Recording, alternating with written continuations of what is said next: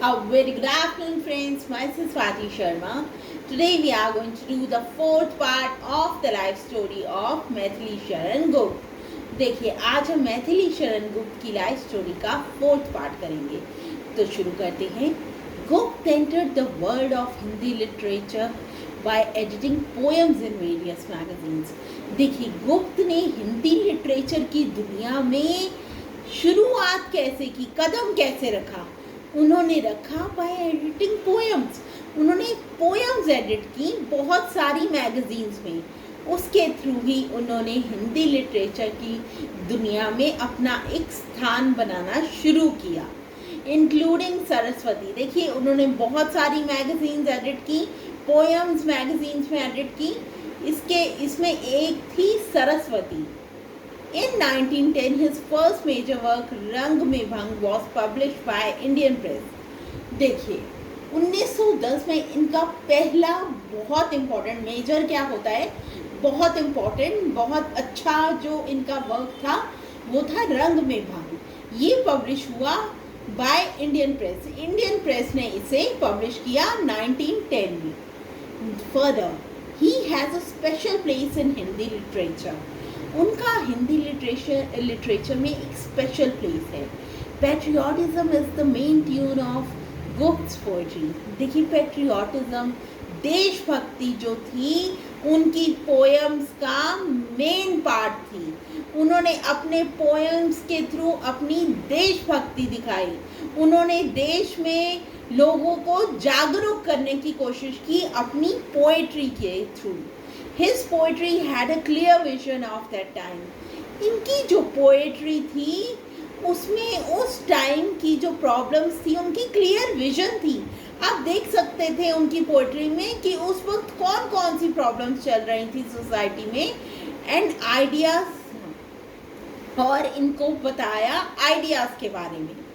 कवि गुप्त took the story of his poems of that time's life and not from ancient history or mythology.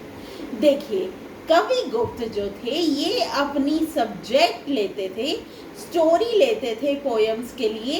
कहाँ से लेते थे? वो पुराने ज़माने से नहीं लेते थे, वो उस टाइम की जो लाइफ थी उसमें जो सर्कमस्टांसेस थे उसके उनको ध्यान में रखकर उनकी वो पोएम्स लिखते थे, उस टाइम के सर्कमस्टांसेस की.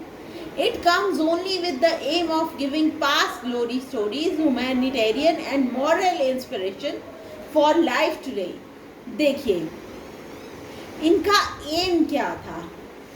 इनका एम था of giving a past glory stories, और क्या लाने के लिए? humanitarian and moral inspiration for life today. His heart was filled with sympathy and compassion for women. उनका जो दिल था वो भरा हुआ था, वो बहुत सिंपैथी करते थे, उनके मन में बहुत कंपैशन था विमेन के लिए, बहुत रिस्पेक्ट करते थे विमेन की जो प्रॉब्लम्स हैं उनको, उनके लिए उनके अंदर बहुत सिंपैथी थी, और उनकी जो प्रॉब्लम्स हैं उनको देख के उनको दुख होता था. उनके अंदर बहुत ज़्यादा कंपैशन था विमेन को लेकर.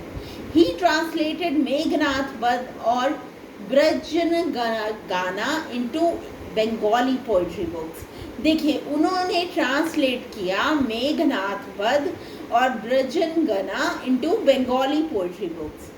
In 1912 and 1913, a book of Bharat Bharti poem full of feelings of nationalism was also published. देखिए 1912 और 1930 में बुक भारत भारती जो कि पोएम थी full of feelings of nationalism, वो फीलिंग्स ऑफ नेशनलिज्म से भरी हुई बुक थी, वो पब्लिश हुई.